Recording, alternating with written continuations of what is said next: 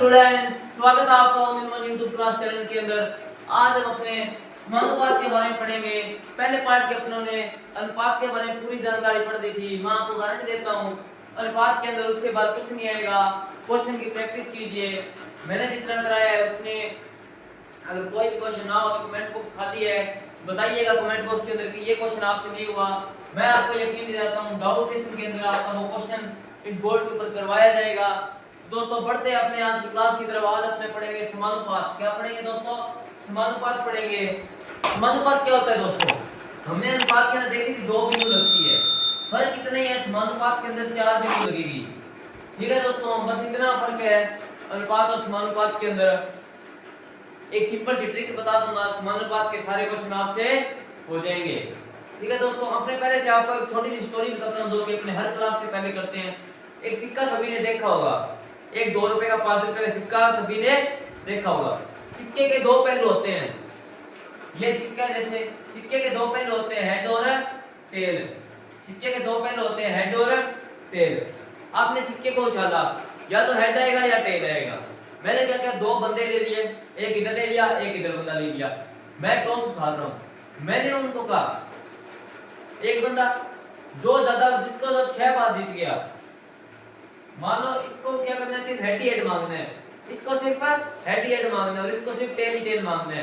बात को समझिएगा ध्यान से। इधर वाला बंदा सिर्फ हेड ही हेड मांगेगा, इधर वाला बंदा सिर्फ टेल ही टेल मांगेगा। अगर मान लो 6 बार टेल ही टेल आ गया तो ये वाला बंदा जीत जाएगा, और 6 बार हेड ही हेड आ गया तो ये वाला बंदा जीत जाएगा। बात समझ में आ गई?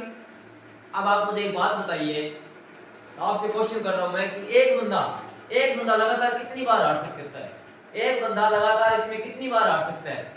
आपका ये जवाब होगा 10 बार, आपका जवाब होगा 10 बार।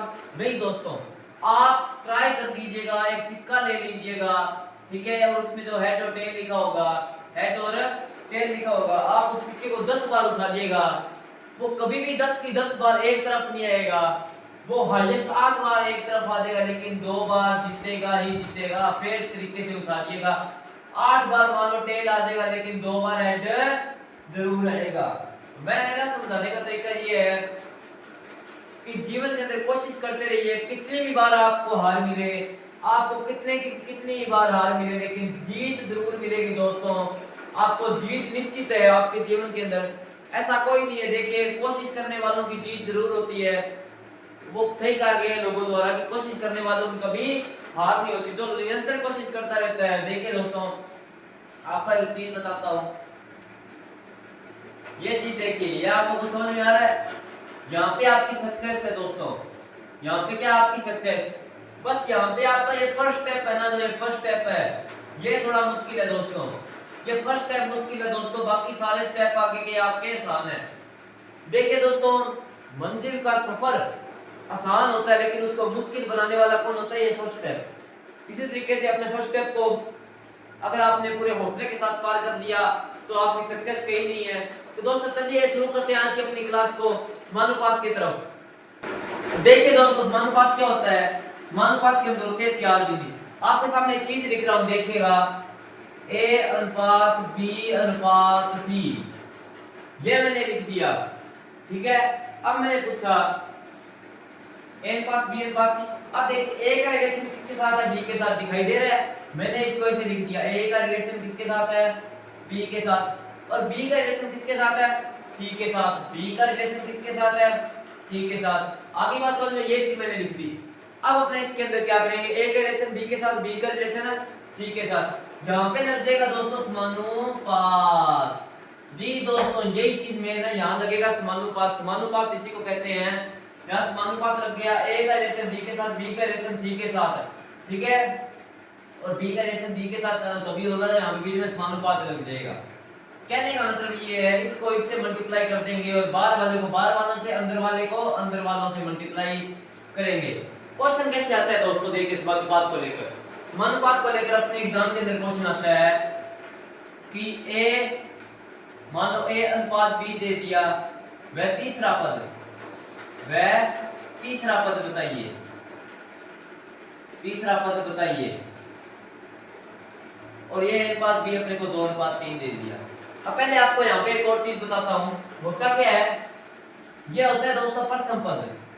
ये क्या होता है दोस्तों, प्रथम पद होता है। ये क्या होता है दोस्तों, प्रथम पद। ध्यान रखिए एग्जाम के अंदर आपको प्रथम पद, और ये क्या होता है दोस्तों, तृतीय पद। ये क्या होता है दोस्तों, तृतीय पद। आगे बात समझ में। और ये जो बी है ये क्या होता है दोस्तों, मध्य पद।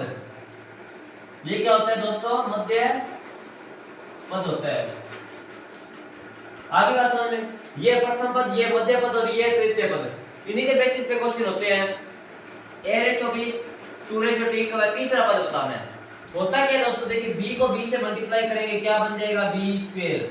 b को b से मल्टीप्लाई करेंगे b square equal to ac। a को c से मल्टीप्लाई करेंगे क्या बन जाएगा, ac। आगे बात समझ में। बस इसी पे आप देखो ये सारे क्वेश्चन हो जाते हैं। करना क्या, आप देखिए b की वैल्यू निकालनी है अपने को। कैसे, ac इधर स्क्वायर है तो इधर इसके ऊपर रूट हो जाएगा। आगे बात समझ में, ये अपना b हो जाएगा। अपने को निकालना, मान लो a निकाला तो b स्क्वायर इधर है, ये इसके मल्टीप्लाई में c इसके डिवाइड में चला जाएगा। ये b निकालने का फॉर्मूला, ये अपने पास a निकालने का फॉर्मूला। अब देखते हैं c निकालने का फॉर्मूला। c निकालने का फॉर्मूला क्या हो जाएगा दोस्तों, c निकालने का फॉर्मूला हो जाएगा b स्क्वायर अपॉन a। अब अपने दोस्तों तीनों फॉर्मूले निकालने सीख लिए। हमने तीनों फॉर्मूले पहले अपने यहाँ पे लिख लेते हैं। तीनों फॉर्मूले क्या थे, b square equal to ac, ठीक है, b इक्वल टू क्या आ जाएगा, ac की रूट, ठीक है, और यहाँ पे अपने a इक्वल टू लिखेंगे तो क्या आ जाएगा, b स्क्वायर अपॉन c, और c इक्वल टू क्या आ जाएगा, b स्क्वायर अपॉन a। ये तीनों फॉर्मूले लिख दिए, तीनों फॉर्मूले निकाला, अपना सीख लिया, मैंने आपको बता दिया कैसे आएगा। अब अपने क्या करेंगे, एग्जाम के अंदर क्वेश्चन देखने अपने को कैसे किस टाइप से आते हैं। पहला टाइप देखिए एग्जाम के अंदर क्वेश्चन आपको कैसे पूछेगा। पहला टाइप देखिए, एक तथा 6 के मध्य पद को बताइए। एक तथा 6 के मध्य पद को बताइए। देखिए दोस्तों पहला टाइप तो ये हो जाएगा। पहली स्टेटमेंट इस टाइप से पूछ सकता है। दूसरा स्टेटमेंट 1 रेशियो x रेशियो 6 के x की वैल्यू बताइए। मान लो x की वैल्यू पूछ ली। दूसरी स्टेटमेंट इस टाइप से दे देगा। और तीसरी स्टेटमेंट देखिए दोस्तों कैसे देगा, 1 तथा 6 के मध्य अनुपात को बताइए। मध्य अनुपात को बताइए। ठीक है दोस्तों, इस तरीके से आपको एग्जाम के अंदर क्वेश्चन पूछेगा। इन तीन टाइप से बार बार का क्वेश्चन मिल जाएगा। देखिए समानुपात का मतलब क्या है, 4 बिंदी। रिलेशन किनके बीच में, जैसे आपको 3 दे दिया, a ratio b ratio c, तो यहाँ पे क्या होगा, a रेशियो b, फिर समानुपात, फिर b रेशियो c। अंदर वालों का मल्टीप्लाई और बाहर वालों का मल्टीप्लाई। अपना फॉर्मूला तैयार हो गया। कैसे करेंगे, मैंने 1 तथा 6 के मध्य पद को बताना है। मध्य पद कौन सा होता है, बीच वाला। मध्य पद बीच वाला होता है। b निकालना है, मतलब b निकालने के लिए क्या करेंगे, ये वाला फॉर्मूला लगा देंगे, रूट की रूट लगा देंगे, 1 इंटू 6 लगा देंगे। क्या करेंगे, 6 की रूट अपना क्या आ जाएगा, b की वैल्यू आ जाएगी। टॉपिक क्लियर है, बात क्लियर है। इतना दोस्तों हमने कर दिया। यहाँ पे क्या है, अपना b की वैल्यू निकाल देंगे। अगर अपने को पूछ लेता मध्य प्रथम पद बताइए, ये अपने को b दे देता और ये c दे देता। फिर पूछ लेता अपने को प्रथम पद बताइए, तो कैसे करते, प्रथम पद अपने कैसे करते, जैसे a निकालना है तो 1 की स्क्वायर अपॉन 6 कर देते। क्या आ जाएगा, 1/6 किया जाता अपना प्रथम पद। अपने को दे देता अंतिम पद बताइए। अंतिम पद बताइए, तो अंतिम पद भी क्या आ जाता दोस्तों, 1/6 आ जाता। आप करके देख सकते हैं, अंतिम पद भी क्या आ जाता दोस्तों, 1/6 आ जाता। आगे बात सुनकर टॉपिक क्लियर है, बात क्लियर है। ये था अपना समानुपात का कॉन्सेप्ट। इससे रिलेटेड आपको एक दो क्वेश्चन और करवा देता हूं, जिससे आपको सारा कॉन्सेप्ट अच्छे से क्लियर हो जाएगा। देखिए दोस्तों थोड़ा पढ़ा लेते हैं। 12 रेशियो x रेशियो, और यहाँ पे अपने 14 ले लेते हैं। ठीक है, अब क्या करना है अपने को, प्रथम पद दे दिया, सेकंड दे दिया, थर्ड दे दिया। पूछा क्या गया है, मीडियम वाला बीच का पद बताइए। क्या करेंगे 12 इंटू 14 करके रूट कर देंगे, 12 इंटू 14 करके रूट कर देंगे। आगे बात समझ में, ठीक है दोस्तों। उसी तरीके से अपने करना है, 12 इंटू 14 करेंगे तो क्या हो जाएगा 12 इंटू 14 144 की रूट हो जाएगी। क्या हो जाएगा दोस्तों 144, सॉरी 144 के लिए 12 इंटू 14 करना है अपने को। 12 इंटू 12 144 होता है, मैं 12 इंटू 12 समझ गया था 144, तो अपने 144 के अंदर 24 और जोड़ देंगे। करने का तरीका देखिए दोस्तों, मुझे 12 को 14 से मल्टीप्लाई करना है, कैसे करूंगा 12 का स्क्वायर 144 बचे 2 तो 12 इंटू 2 24 होता है, तो इसके अंदर 24 जोड़ देंगे 8 168 आ जाएगा, तो रूट 1 जोड़कर अपना आंसर आ गया। ठीक है दोस्तों। अब आपको एक और सिंपल चीज बताता हूं, आपको दे दिया आपका जैसे आंसर आ रहा है रूट 8, आपका आंसर आ रहा है रूट 8, जैसे 6 के अगर आपने यहां पे 8 दे दिया, मुझे पता कितना आ रहा है रूट 8। ऑप्शन आपको दे दिया, ऑप्शन दे दिया 2 रूट 2, 3 रूट 2, 4 रूट 2, 6 रूट 2, यहाँ पे अपने 5 रूट 2। अब आप मुझे एक बात बताइए, अब आप बात बताइए, ऑप्शन इनमें से तो कोई यही नहीं है, उत्तर तो इनमें से एक है, लेकिन ये वाला ऑप्शन नहीं है।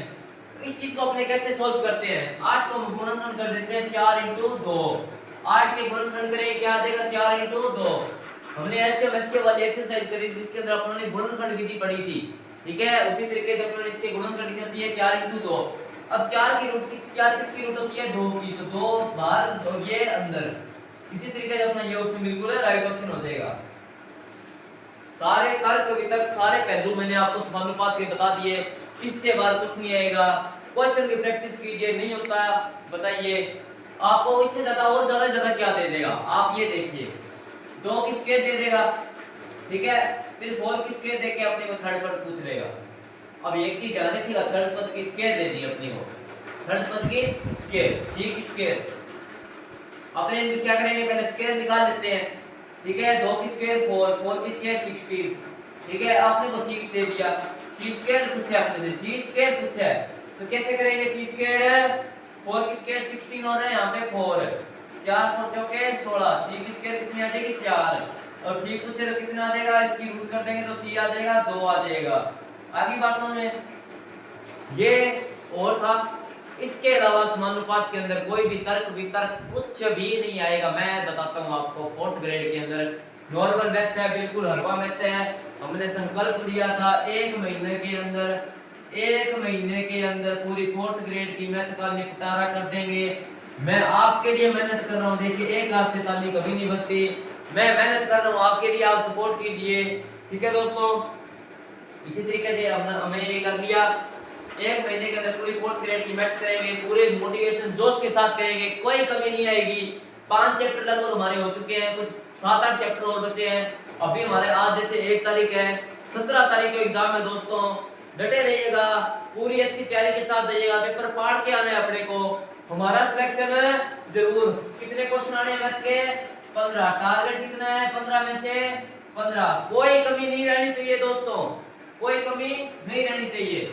तो मिलते हैं अगली क्लास में इसी दोस्त के साथ, ध्यान रखिएगा दोस्तों, टेक केयर, पढ़ाई अपनी अच्छे से करते रहिएगा। 15 में से 15 क्वेश्चन मैथ के यहाँ क्लियर हो जाएंगे आपके, कोई दिक्कत नहीं आएगी। यहाँ क्वेश्चन आपको वीडियो देखी, डेली 1 घंटा प्रैक्टिस, बस और वक्त तक बने रहना, ये 3 काम आपको करने हैं। तो मिलते हैं इसी दोस्त के साथ, टेक केयर अगली क्लास में।